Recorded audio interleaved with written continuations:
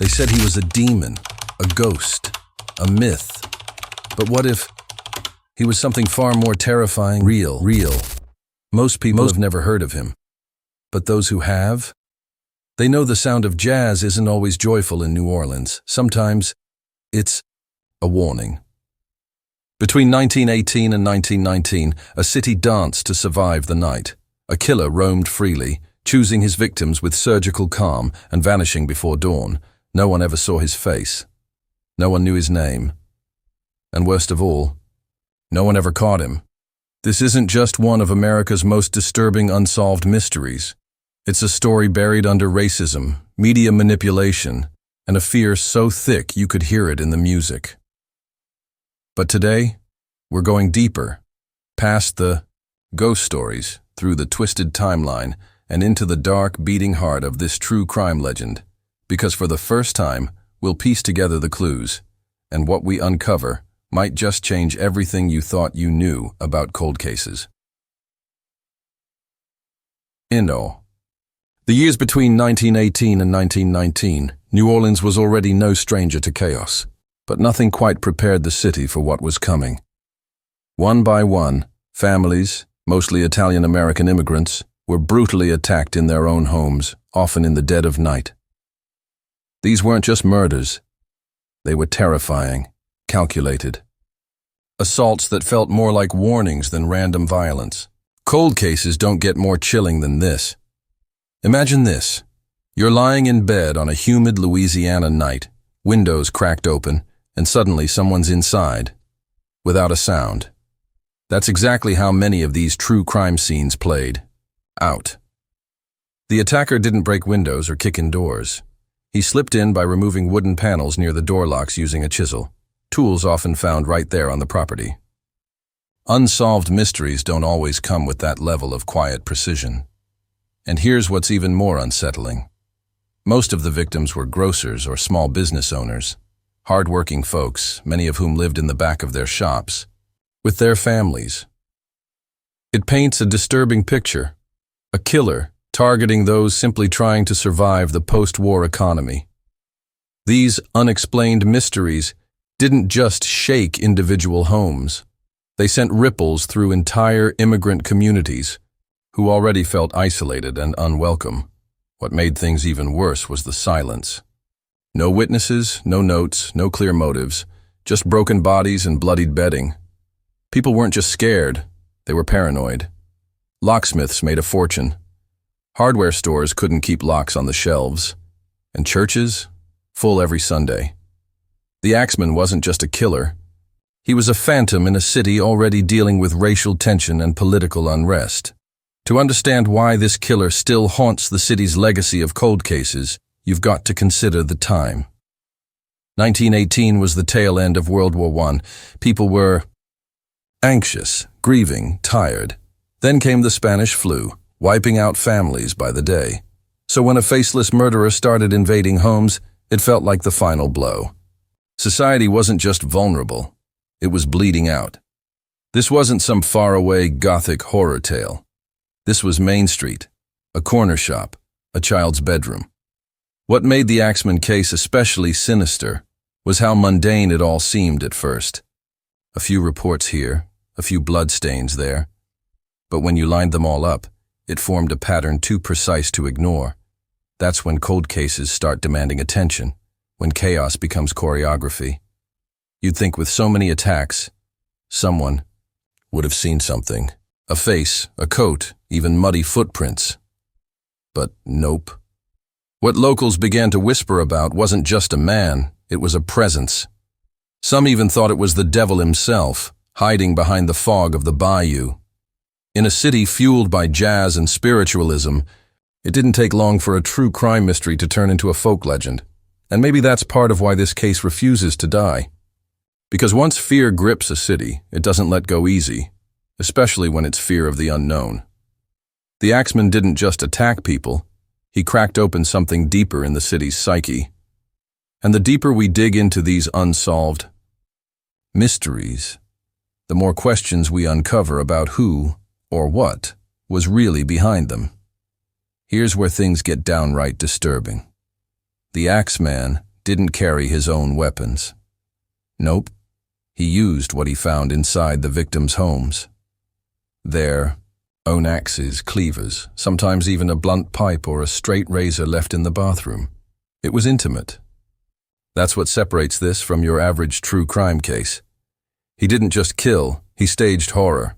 Victims were found with crushed skulls, slashed throats, and sometimes both. In some scenes, it looked like he'd taken his time, almost. Like he wanted to leave a message. But the message, it wasn't money, power, or revenge. It was pure chaos. One of those cold cases that leaves more questions than blood on the walls. And here's the kicker. He never stole a thing. No jewelry, no cash, not even food. Think about that. Most criminals want something, but not this guy. That's what makes it an unexplained mystery of the highest order. He didn't take anything except lives. And maybe, just maybe, control. Several cases, the killer used a straight razor to slash the victim's throat after bludgeoning them. It was overkill, literally. And there's psychology behind that. Experts say this kind of violence shows personal rage or ritualistic obsession. But in this case, nobody knew why these specific families were chosen. That's what haunts investigators.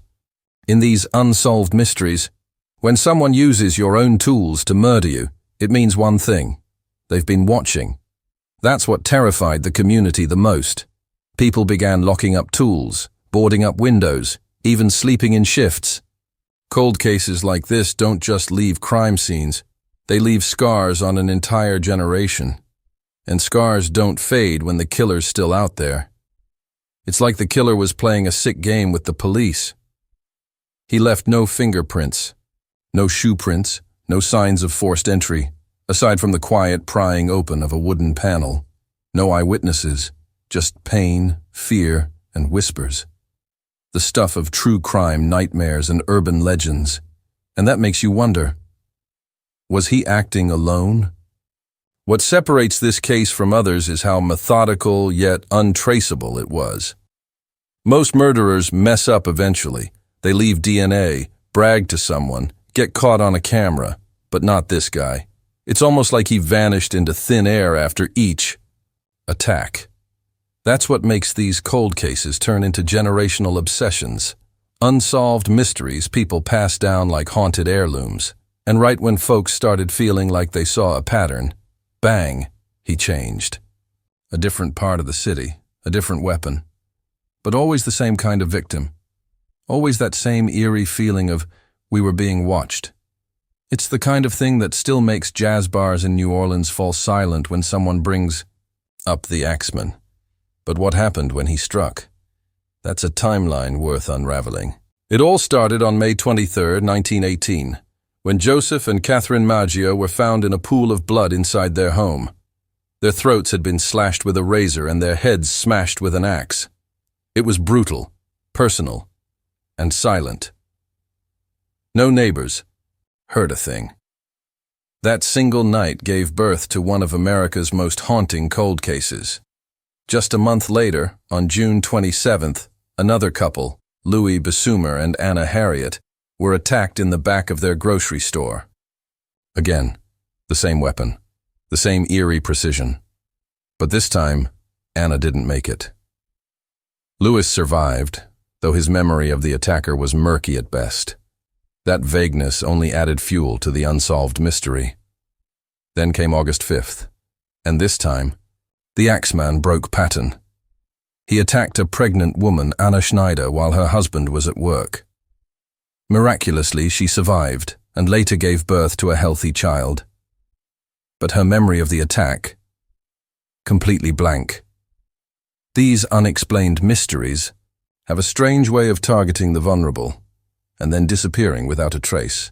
Only days later, on August 10th, another victim was struck. The city was now gripped by fear. Shops closed early. Families slept in shifts. But fear wasn't enough to stop what came next, because the Axeman was just getting started, and his next act would be even more horrifying. On the night of March 10th, 1919, the Axeman invaded the home of Charles and Rosie Cortimiglia in Gretna. Both were brutally wounded, But what broke the city's spirit was the death of their 2-year-old daughter, Mary, a child, murdered in her crib. That changed everything. This wasn't just a string of true crime incidents anymore. It was war, on innocence. The timeline might feel scattered, but there's a rhythm to it.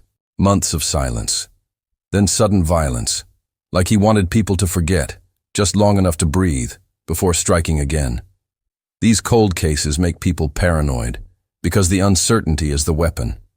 And that March, New Orleans held its breath like never before. Then finally, October 27, 1919, came what many believe to be the final confirmed attack. Stefan Boca, another grocer, was attacked while sleeping. He survived, but barely remembered what happened. No suspects, no arrests. And after that? Silence. As if the killer had vanished into the humid New Orleans air. But here's where it gets weird. No arrest, no trial, no confession. Just nothing. The attacks stopped as suddenly as they began. That's what makes unexplained mysteries like this so frustrating. The violence ends, but the trauma doesn't. And in the middle of it all, just months before the final blow, came a letter that changed everything. On March 13, 1919, something even more bizarre than the murders hit the city. A letter appeared in the Times-Picayune, supposedly written by the Axeman himself. It was signed Hell, and the writer claimed to be a demon from the hottest hell, a creature who loved jazz and had no mercy. It read more like a threat wrapped in poetry. And it changed everything. He didn't ask for money. He didn't demand fame. No, he promised that on March 19th, anyone not playing jazz music would be fair game for murder. Imagine the tension. One night to either obey a phantom or risk your life. Cold cases rarely come with instructions from the killer, but this one did. And here's what's wild. The entire city complied. Jazz bands filled homes, bars, porches, even brothels. People danced for their lives. Literally, it became one of the strangest nights in true crime history. That eerie sound of forced joy echoing through a city held hostage. It felt like something out of a horror musical. Some say it was genius manipulation. Others say it was just madness. But regardless of who wrote that letter, it embedded the Axeman into New Orleans' cultural DNA. It blurred the line between real and mythical, between crime and folklore. That's what makes unsolved mysteries like this so potent. They outgrow the facts. It's almost like the killer wanted to be part of the city's soul, not just its history. By invoking jazz, a symbol of New Orleans' pride, he wasn't just threatening people, he was challenging their identity. And they responded, not with violence or police raids, but with saxophones and trumpets. It's the most surreal chapter in this entire string of unexplained mysteries. Now think about this. What kind of killer sends a letter so theatrical, so coordinated, and then follows through by not killing anyone that night? It suggests one of two things. Either he really was out there listening, or someone wanted us to think he was. And that's where cold cases like this get sticky. Reality and myth start to blur. The letter also triggered a media storm. Journalists, detectives, and even amateur sleuths pored over every word. Linguistic experts tried to analyze the tone. Was it a mobster, a writer, a priest? No one could say for sure. And the police? They were as baffled as everyone else. This wasn't just a murder case anymore. It was a performance. And like all good performances, it left the audience craving answers. Who wrote it? Why jazz? Why stop the murders that night? No one ever claimed responsibility.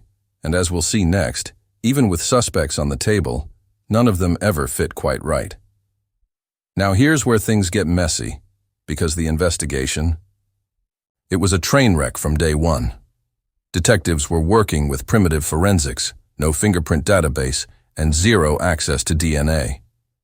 Add in layers of anti-Italian sentiment, and you get a system more interested in blaming than solving.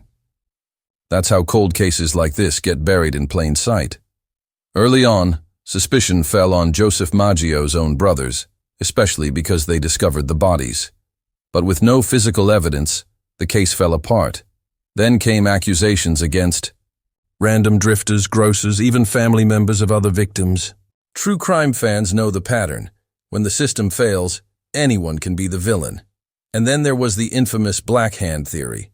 Some believed the Axeman was tied to Italian mafia extortion groups, threatening shopkeepers who didn't pay.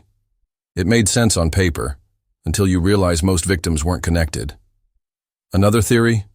A mentally unstable loner, roaming the streets with nothing to lose. Welcome to the chaotic world of unsolved mysteries. In one case, a man named Louis Obcon was arrested and confessed, until it was proven he wasn't even in New Orleans during the attacks. The pressure to close the case led police to throw spaghetti at the wall, hoping something would stick. And nothing did. That's why unexplained mysteries like this survive. They're built on false leads and dead ends. Even the jazz letter sparked suspect speculation. Some believed it was written by a local musician. Others said it had to be a journalist seeking fame. Linguists tried to decode its tone and grammar, but the truth is, it could have been anyone. The voice behind it remains a ghost, much like the Axeman himself. That's how true crime legends are born. To make matters worse, media coverage only added confusion. Sensational headlines, contradictory reports, even fabricated quotes spread like wildfire. Each article felt like a new theory, a new suspect, a new thread that led nowhere. And the longer the case stayed unsolved, the more theories emerged, some logical, others not so much. People claimed to see shadowy figures lurking near grocery stores. Rumors said the killer wore women's clothing. One witness even described him as a ghost-like figure that floated through walls. Ridiculous? Maybe. But when you're deep into cold cases like this, reality warps fast. Fear doesn't always wait for facts, and just when investigators thought they had a pattern, the Axeman disappeared. No more attacks, no more letters, no more suspects. It's like he never existed. But the city didn't forget. And the legend? That only grew stronger, as we'll see in how this mystery carved itself into New Orleans' cultural bones. There's something different about the Axeman compared to other cold cases. He didn't just kill, he haunted. And what he left behind wasn't just fear, it was culture. That infamous letter, that jazz-filled night, they weren't forgotten. They were romanticized, mythologized, and immortalized in a way few true crime stories ever are. Just months after the final attack, a song hit the streets. The mysterious Axeman's Jazz, Don't Scare Me, Papa. It was playful, almost mocking, like the city had turned trauma into melody. That's New Orleans, a place where unexplained mysteries get turned into ghost tours, carnival masks, and syncopated rhythms. The past doesn't die there. It plays a trumpet solo. Books came next, then documentaries, then movies. And in 2013, the Axeman made his way into American Horror Story. Coven, portrayed as a jazz-obsessed killer who dances with witches and slips through walls. Yeah, it was dramatic. But that's the thing. When cold cases stay unsolved long enough, fiction has to fill the void left by facts. Tour guides still talk about him like he's around the corner. Some even claim to know the house he once lived in. Whether it's accurate or not doesn't matter anymore. That's the eerie power of unsolved mysteries. They become part of the city's living memory. The Axeman isn't just a criminal. He's folklore now. Kids grow up hearing about him. Couples take haunted carriage rides past homes he allegedly entered. And jazz musicians? Many still reference the Axeman's night when playing certain songs. It's wild to think that a serial killer could become a piece of cultural fabric, but in New Orleans, that's not so strange. The city breathes mystery. The Axeman also sparked a renewed interest in historical crime studies. Modern criminologists revisit the case every few years, using new profiling methods and forensic psychology to try to pin down a suspect, still with no luck. And that's what fuels this particular true crime obsession. It's just unsolvable enough to stay alive. If you think about it, this is more than just one of America's creepiest cold cases. It's a cautionary tale of fear, media, and myth. A lesson in how a faceless killer can live forever if the story's strange enough. And trust me, this one checks every box for unexplained mysteries that refuse to stay buried. But what really keeps this case alive isn't the murders, it's the silence that followed. The attack stopped, the Axeman disappeared, and no one knows why. That abrupt vanishing act, it became the most haunting part of all. Which brings us to the ultimate question. Why does this mystery still remain unsolved? Let's get real. Most killers slip up eventually. They get caught bragging, leave behind a clue, or simply get unlucky. But the Axeman? He just vanished. No more letters. No more jazz. No more blood. That's why this case still headlines lists of America's most baffling cold cases. One theory is that he died, got arrested for something unrelated, or was institutionalized. But if that's true, why didn't anyone ever connect the dots? Why didn't he confess? Cold cases like this don't usually just stop. They evolve or get exposed. The Axeman's silence wasn't just strange. It was surgical, like he wanted to disappear. Then there's the media angle. The way the newspapers leaned into the story, sometimes adding flair, sometimes distorting facts, created a fog that made real evidence almost impossible to trace. We see this all the time in true crime history. When the media becomes the narrator, the mystery becomes a performance. And that's exactly what happened here. Some believe the Axeman never existed as a single person. That maybe there were copycats, or multiple unrelated murders that got bundled together under one name. It's not far-fetched. After all, the weapon, the style, even the victims weren't always consistent. In the world of unexplained mysteries, patterns can lie. And let's not ignore the racial and cultural bias of the time. Italian Americans were easy scapegoats.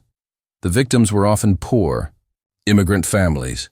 The police weren't motivated to dig too deep, especially when public panic could be calmed with the illusion of progress.